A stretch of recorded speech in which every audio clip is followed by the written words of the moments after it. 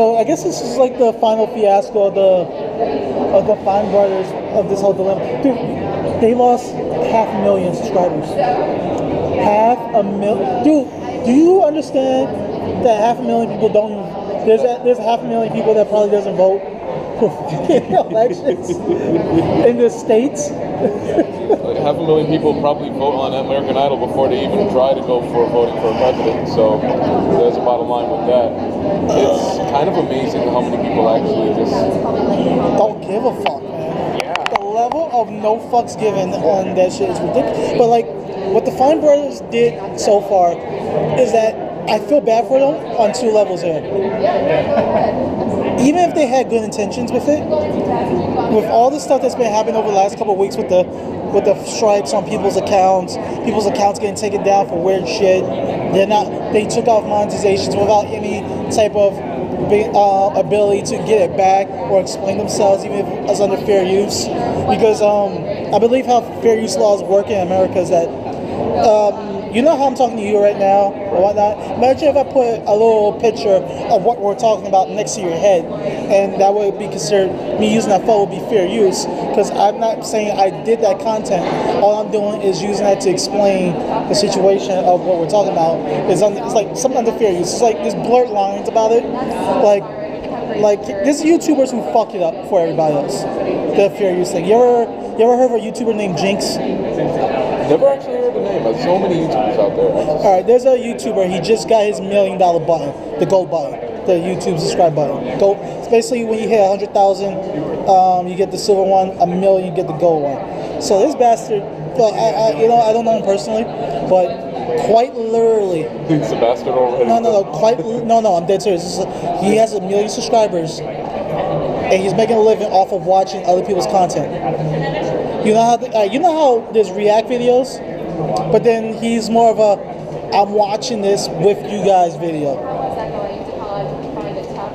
Like example would be he'll watch a PewDiePie episode, and he'll sit with other people watching a popular YouTuber's content, and it's like, oh yeah, that's funny, right? Yeah, that's funny. It's like, but he says it like if it's a way to support the YouTuber or something. But he's basically doing it he's basically riding coattails so hard. I'm surprised that it's not ripped off at this point. Like, have you ever KSI? Is it like this black kid? Yeah, his videos, the Fine Brothers videos, compilation videos. Basic shit, you know? But there's the thing about this. No, but I understand I know what you're about to say. Okay. No commentary with it. Just other than, oh damn, shit, I can't believe that. Oh my god, eyebrow twitch. That's it. No added content. And I'm only getting this information because I saw this other YouTuber, I think his name Under A Over A, make Gray A Under A. Funny guy.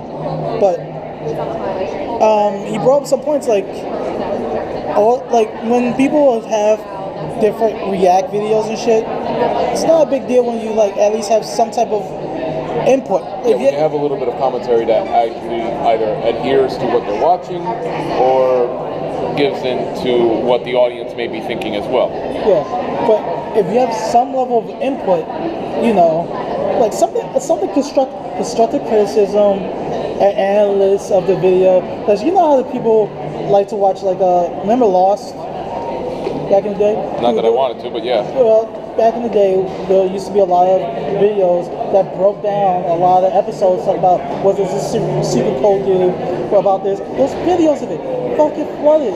It was viral marketing that worked very well. Like even what's another one that did well? J.J. Abrams' Cloverfield. You know how many people frame by frame broke down the trailer just to see what the monster was?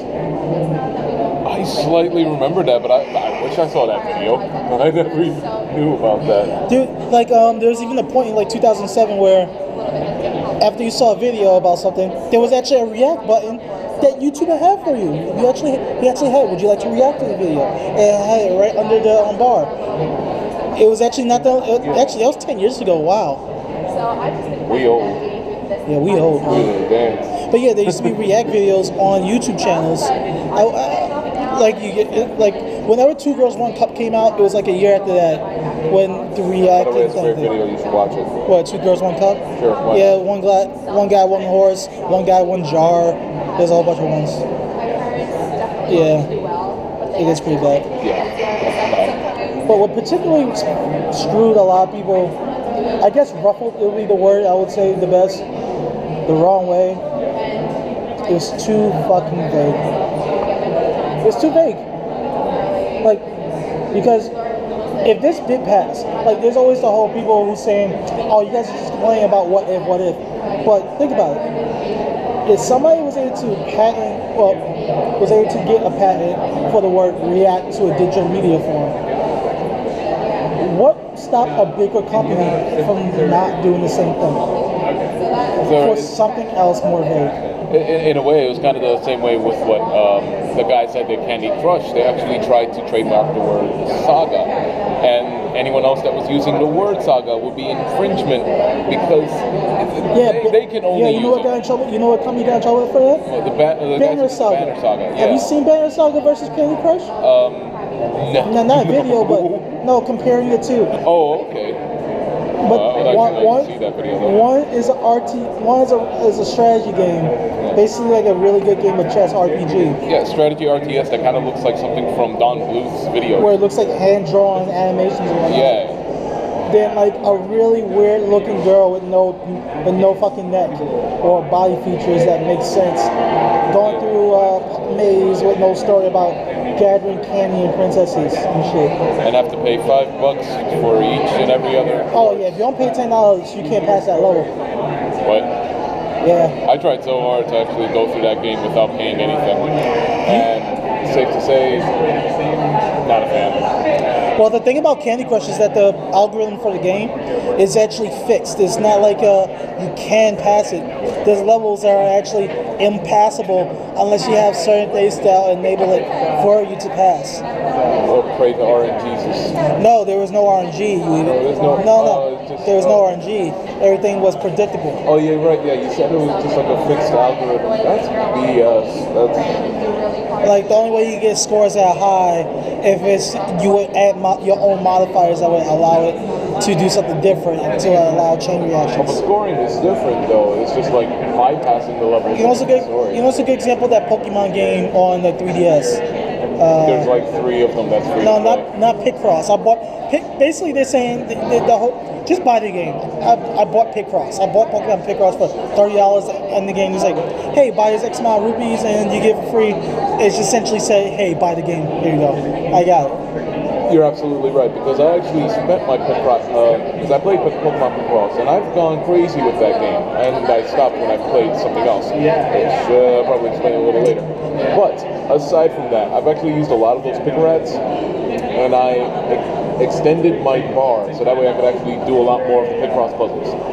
Huge mistake, because I wound up spending like 300 or 500 of those Pickrats, when they come out to like $1 each for 100 or something like that. Oh, I bought once I realized what the sub was, I just like fuck it. They want me to buy the game. I bought the game. It was good enough for me. And it's still a good game. I mean, it's just a faster version of Picross. It's good for what it is, but the problem is that either if you want to actually pay the money for it, you gotta take your time with it. If you are not. That's basically that. So then there was the Nintendo Badge Arcade. Oh no, that could take my money any day. I just don't want to. Dude, no. That I'm ashamed. I don't want to admit how much money Badge Arcade is taking from me. Let's just, you know how many badges I got? What? Take a guess. A stab in the dark how many badges I probably own. 250. About, I have 500 something badges. I'm kidding. I have 300 and change. 300? So you know what? I'm just gonna wrap this up. We're done fucked up. There's nothing we can do about it. So we're actually getting back to the story. Okay.